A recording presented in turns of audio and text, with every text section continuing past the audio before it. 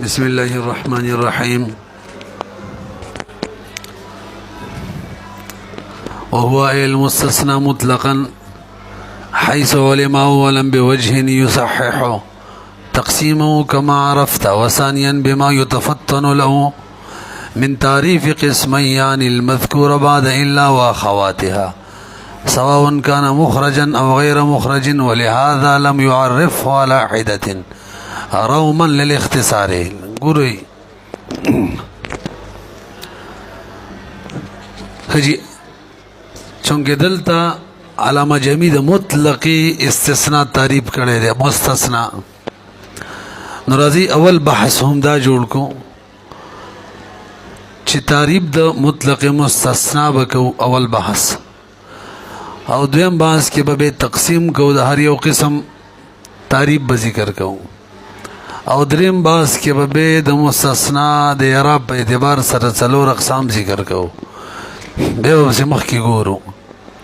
خجی مستثنا اول بحث لغت کی وتلی شوی ته ویل کیږي، او په اصطلاح کې هغه لفظ ته ویل کیږي چې مذکور وي بعد الا واخواتها، پس ته الا او دغه د اخواتنا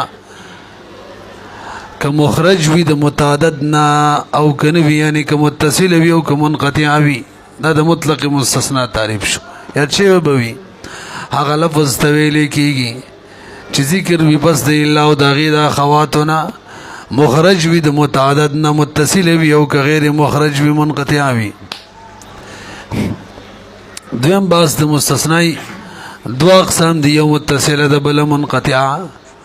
مستثنای متصله چاته ویل کیږي؟ دا غ لفظ ته ویل کیږي چې ذکر وي پس د خجی مستثنای متصله چاته ویل کیږي؟ دا هغه لفظ ته ویل کیږي چې وتلی شوی وي، هغه اسم ته ویل کیږي چې وتلی شوی وي ان حکم شیء متعدد، د متعدد شی د حکمنا، او به دغه متعدد که لفظن ذکر وي او که تقدیرن ذکر وي په الا او دغه با خواتو سره د تعریف برون شوی او کنه خواجزای جوړ کړي، هغه اسم ته ویل کیږي یو جز چې وتلی شوی وي د حکم د شی متعدد نه دو جزا، دغه شی متعدد لفظن ذکر وی او که تقدیرن ذکر وی درې جزا، په الا او دغه با خواتو سره څو جزا شو څلور. په د مستثنی منقطع تعریف هم کړو، دغه اسم ته ویل کیږي چې ذکر وی پس د الا او دغه د خواتو نه دوا، مخرج د متعدد نه نوی څو شو درې اجزای ول ذکر کړي، او کدل تمه چې دغه متعدد به ذکر یو کنه ویني څلور اجزا بشي. څو مباحث والا کدوخه ما درته ویلو سبق کې چې ترڅو مخ کې زوزونه مخینی اجزا ابحاث تاسو تخپل یادېږي. دریم بحث کې اعراب د مستثنا بیانې، نو په اعتبار د اعراب سره مستثنا په څلور قسمه راوښ شي ورته. کله مستثنا منصوب وجوبا نسب وجوبي، کله بکی نسب او بدل دواړه جایزي، یعنی نسب ورکول شي د مستثنا د وجنه او بدل هم جوړول شي څو شو دوا. او دریم نمبر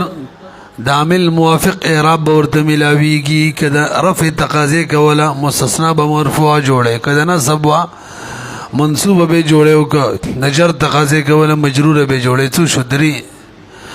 او څلورم نمبر کله مستثنا مجرور وي دغه بیان و مراشي ټول څو شو څلور یاد نشو. به اول قسم چې کله نسب وجوبي وي د دې لپاره پنځه محل دي، نه به روي لکه کافی بیان می شروع کړيګا. کله چې نسب وجوبي وي د دې لپاره پنځه محل دي، به اول محل کې څلور اجزا دي، ګل د کدو ګل دی چې یو دي شو کوم دا خو په کینو. اعراب په اعتبار سره څو قسم دي څلور. اول قسم کوم یو دی؟ نسب وجوبي، د دې لپاره څو محل دي؟ پنځه. اول محل لپاره څو اجزا دي؟ څلور. ناراضي شروع په واچوخه اول محل کم د څلور اجزا پکې دي، مستثنا چې متصل وي او جز پس د الا نوی دو جزات الا غیر صفتی وی درې جزا کلام موجب وی څلور جزا دی وخت کې مستثنا وجوبا منصوب وی یو کله چې مستثنا په مستثنا منه باندې مقدم وی به منصوب وی دا دویم شو او کله چې مستثنا منقطع وی به منصوب وی څو شو درې او کله چې بس د خلا او د ادا وغیرہ نوی به منصوب وی څو شو او بس د ما خلا او ما ادا نه اکثر رایدا به څو شو پنځه زینو کې نسب وجوبي شو باقي کې اول ځای کې څو شرایط پکارو اجزاء څلور مستثنا متصل وی پس د الا نوی او الا کموی غیر صفتی وی او کلام موجب وی تاسو ورسېدلې راځي بیان کو نور وهو نو اعراب بیان شروع شکا وقت شي وتا وهو ضمیر چا ترجی مستثنا تکنا مطلقا مرجع د ضمیر خدل مطلق مستثنا د متصل یا منقطع نه یادای الګ مطلق مستثنا اعراب ته څنګه بیان تعریف ہوینه دی شوی وې مخکي من وجهین تعریف شوی او کنه مونږ پرونه ویلو ځکه خو تقسیم مرله کړو نو اعراب ور لزک بیانو دا می ترانه جواب دی بھئی اعراب بیانول احکام بیانول دي احکام چې رچا بیانې اول باغ مور تعریف به شوی دلته خو نه دی شوی نه جواب هم غزول جواب دی بھئی من وجهین تعریف د احکام لپاره کافی دی وغه شوی دی وهو المستثنى چر مطلقا حيث علم اولا نو احکام ذکر بیانو اعراب ذکر بیانو وی ذکر چی علم دار غیر راغلی اولا بوجه بیو وجه باندې دو وجه علم راغلی یو خدا چې بوجه ما علم حاصل مخکنه ذکر تقسیم شوی یو بل وجم دا حيث علم غدا چې معلوم شوی اولا د مستثنا معلومه شوی و بوجه معلومه شوی و دغه نتیجه دا و چې تقسیم هم صحیح شوی و دا خبره تیر شوی کنه یصححو چغی صحیح کړو دغه علم بوجه ما صحیح کړو تقسیم ور لهم کما عرفت لك دا تا برون بجندلی نه پیږي پی بل وجه ورا وثانيا الک مطلق مستثنا اعراب ذکر بیانو دا احکام ذکر کو چې کله د مستثنا متصل تعریف هم مصنف ذکر کو منقطع هم ذکر کو نو مشترک بیان نه د مطلق مستثنا تعریف خپل معلوم شو نو دومره تعریف کافی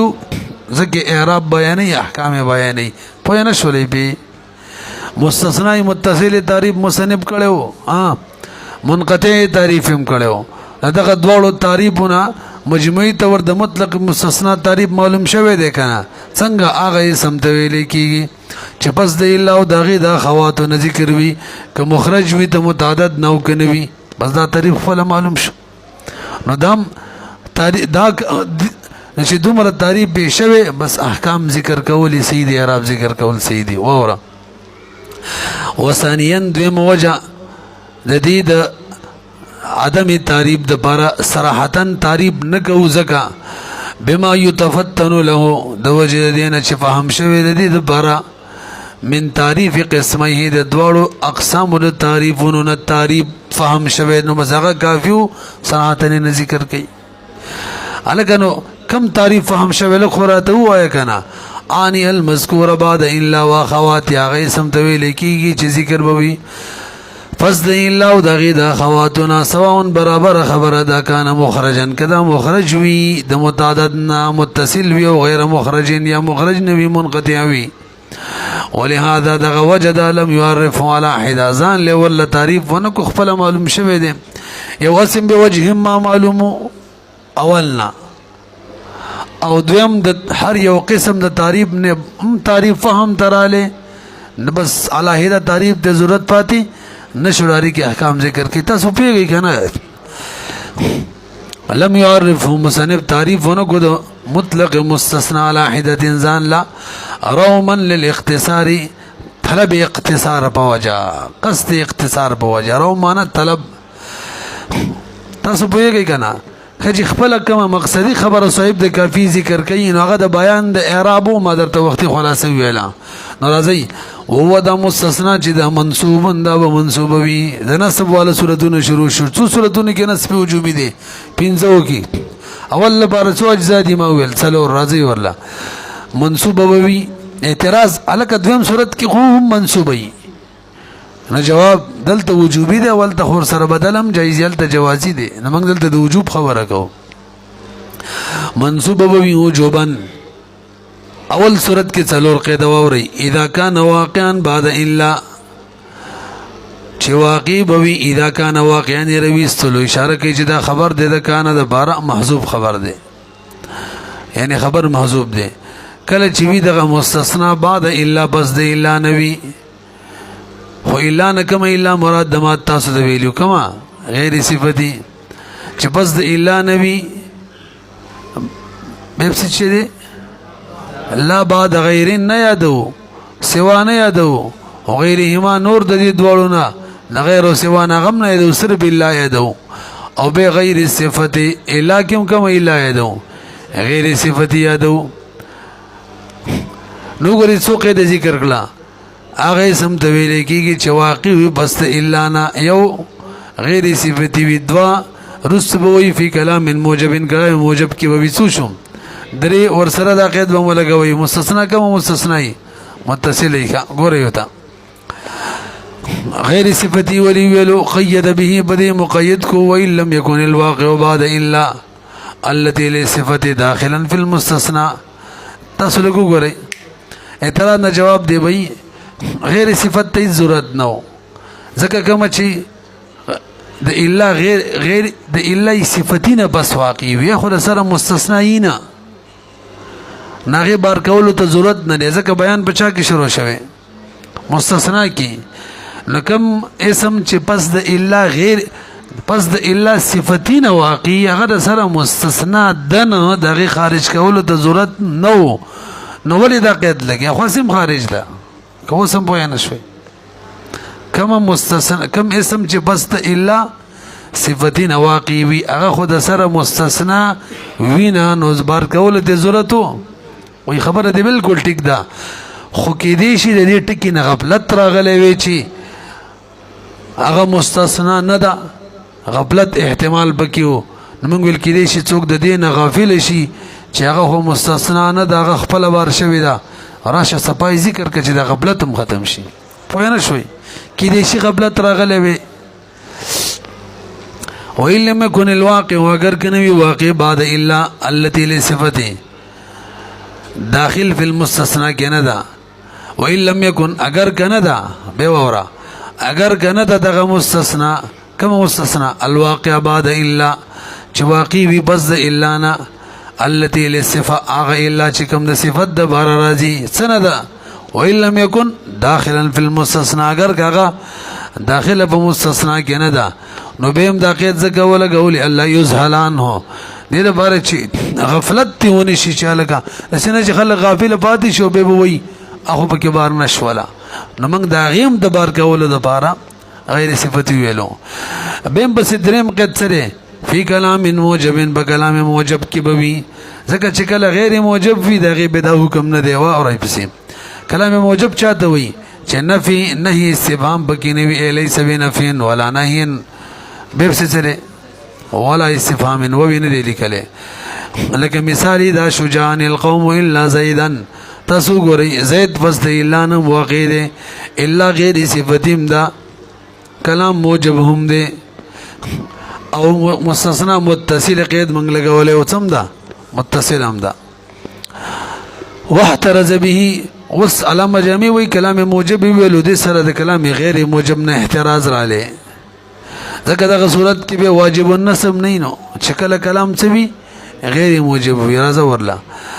واحترز اعتراض کی بدی قید سره کلا فی کلام غیر فی کلام موجب سره اذا وقع دغه مستثنا نه چې واقع شي فی کلام غیر موجب باغ کلام کی چې موجب نوي لانه ليس حين واجب النسب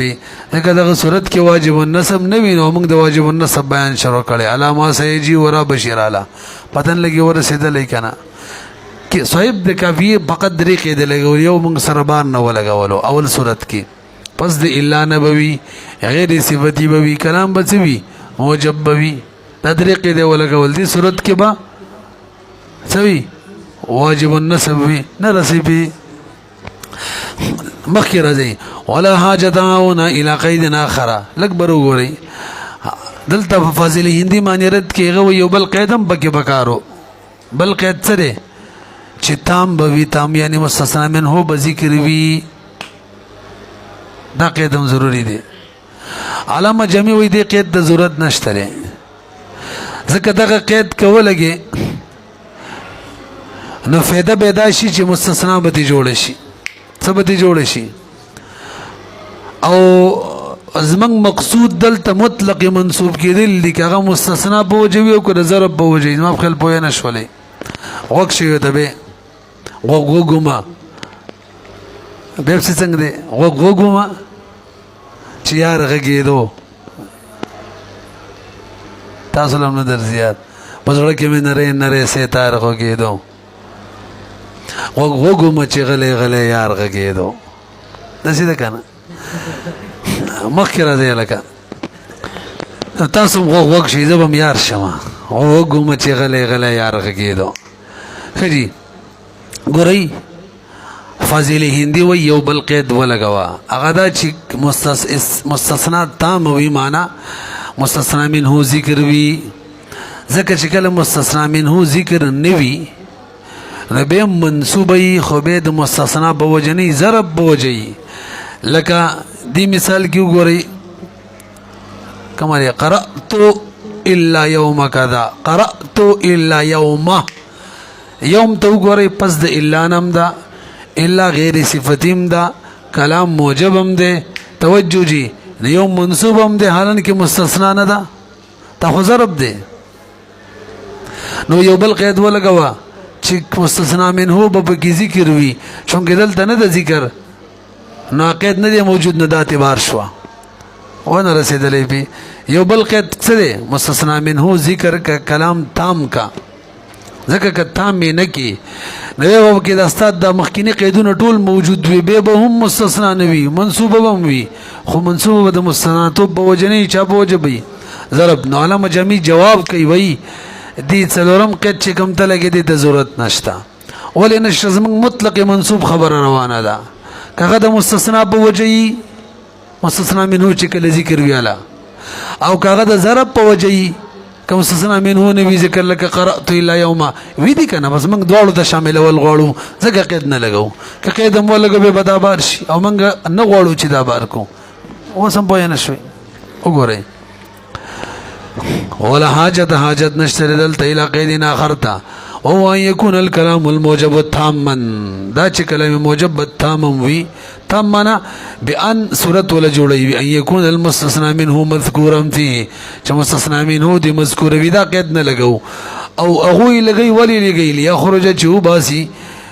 چوزي نحو بمثل دې ترکیب قرأت الا يوم كذا فإنه دلته دا يوم چره دا منصوب دی على الظرفیت دی على الاستثناء نه دی ندی سلب کار دی نو علامه جمی وی دی قید ته ضرورت نشته ولی لان الكلام زکه من کلام چروان دی فی کونه منصوبا کی روان دی مطلقا کاغه ظرفیت په وجهی کی استثناء په وجهی لا فی کونه من کلام نه دی روان بده کی چې منصوب دی على الاستثناء بنا بر استثناء من کلام دی کی نه دی تاسو نه پیږي په خبره باندې لہذا دې قید ته ضرورت البته توجه علامه جمی وی ها ک قرأت بزي قرئ شي نبه الا يوم الیکي ځکه نه به فایل جوړیږي نو به وګوره به قید ته ضرورت شته کستا سوچ ویکا کلام په نسب کې روان دي نو قرئ الا يوم کې هم مرفوع دي سره د دې نه بس د الا نم دي غیر صفتیم دا کلام موجبم دي به منصوب نه دي نو قید ولګوا چې تام وي مستثنا منه ذکر وي دا کې چې ولګا وسبت دا صورت بار شي نو د دې صورت بار کولو د پاره ذکر دلته مرفوع دی دا قید لګول پکارو او مخکې کومه خبره تا وکړه قرأت الا یوم، هغې دپاره ضرورت نه و ځکه هغه سم منصوب دی او موږ د منصوب خبره روانه کړې ده. که نو دې قید د دې بار کولو دپاره بیا قید لګولی وی که نه ولې ونه لګاو وایي چې هغه وروستو عامل موافق ویلو کې را روان دی نو ضرورت یې نه و. وګورئ دا لام جمع نه ده ذکر کړې کومه دی. اوس دلیل تا سره څه دی چې د مطلق منصوب خبره شروع ده د استثناء په وجه د منصوب نه ده. علامه جمعي خدا خبره کوي که نه وایي ځکه پس د خلا او د عدا نه پس هم بیان روان دی وي بیا هم منصوب وي حالانکې هلته مفعول به وي پوهېږئ که نه پې هلته څه وي مفعول به وي پته ولګېدله د استثناء په وجه منصوب خبره نه کوي بلکې د مطلق منصوب خبره کوي. نو چې کله خبره د مطلق منصوب شوه نو که هغه د ضرب په وجه وي دي قید مه لګوه چې بار کوي. وګورئ لأن الكلام في كونه منصوبا مطلقا لا في كونه منصوبا على الاستثناء بدليل قوله بدليل قول كافي صاحب كافي او كان بعد خلا وعدا دا ورستراشي الا ان يقال هذا ویل شي حاجت الى هذا القيد تشتري كلا انما الا ان يقال الحاجه الى هذا القيد تشتري انما هو دا الا لاخراج مثل قريه چوزي په مثل قريه الا يوم ځکه یوم به یوم نشي ویل یومو به فإنه مرفوع ځکه دغه صورت کې دا مرفوع دی وجوبا لا منصوبا منصوب نه دی دغه سلبه پکار دی. تاسو په دې پورې ورسېدلئ که نه. بهرحال یو پېره بې هوایي واورئ مولوي صاحب د نصب وجوبي دپاره 5 صورتونه دي هغې کې اول صورت کې صاحب د کافي 3 قیده ولګول چې پس د الا نه به وي یو ځکه پس د الا نه که نه نو به نسب نه وي او دا الا بغیر صفتی وي ځکه که صفتی وي هغه خو بیخي خپله بار د مستثنا نه ده او کلام به موجب وي ځکه که غیر موجب وي هلته به نسب وجوبي نه دی. دا 3 قیدې ولګول موږ ورسره یو بل لګولی او څه وي متصله وي او دا قید چې تامه دی مستثنا منه د ذکر وي صاحب د جامع وي دا دی نه لګوي ځکه مطلق منصوب کی خبره روانه ده. پوه نه شوئ بې اوس سوال دا دی جي سبق خو بیخي لږ وشو عامل د مستثنا به څوک وي نو صحیح رأی دا ده چې کله فعل ذکر وکنه همدقه فعل یا معنی فعل دا به عامل وي په مستثنا کې د نسبه. پوه شولئ پې جان القوم الا زیدن کې زید ته نسب چا ورکو هم جا ورته ورکو چا ورکو نو رد کوي په بعض علماء باندې هغه وی الا ورکړي وی الا خو عامل ضعیفه ری عامل ضعیفه خو عمل کوي چې قویه نہیں او قویه کے ہوتے ہوئے عامل ضعیفه عمل نہیں کر سکتا. تاسو پوهیږئ کنه نشي کولای. خنوس دا جاء څنګه عمل کوي زید کی نو هغه ورخه توجه جی جاءني القوم الا زید د زید تعلق د قوم سره شته کنه شته ځکه قوم جز د شته دی شته کنه بیا الفاظ دیگر د مستثنا تعلق وي د مستثنا منه سره به دا مستثنا منه چې د قوم د دې تعلق د فعل سره د عامل سره ځکه فاعل دی نو کله چې د مستثنا تعلق د مستثنا منه سره شو او د مستثنا منه تعلق د فعل سره نو نتیجه د مستثنا تعلق د فعل سره شو صغرا مستثنا تعلق دی د مستثنا منه سره ځکه جزء دی کبرا مستثنا منه تعلق دی د فعل سره ځکه فاعل دی نتیجه هدي اوسط لري کده مستثنا تعلق د فعل سره شو. کله چې ا جزئی د با او با جزئی د جا نو ا جزئی د جا نه پیږي پی وګورئ ولا عامل في نسب المستثنى چه دی اذا كان منصوبا خداله چې کله منصوب وي مستثنا على الاستثناء بنا بر استثناء چې منصوب وي نو عند البصريين وبنظمان الفعل المتقدم وغفل كم چې مخکې ذکر دی یا معنی فعل لا الکه دا به څنګه عمل کوي جی بتوسط الا واسطه جوړیږي کنه دا الا عمل د فعل معنی فعل راکاږي چاته مستثنا تا لانه ذک مستثنا چې دا عبارت باندې وزن پوهه کوي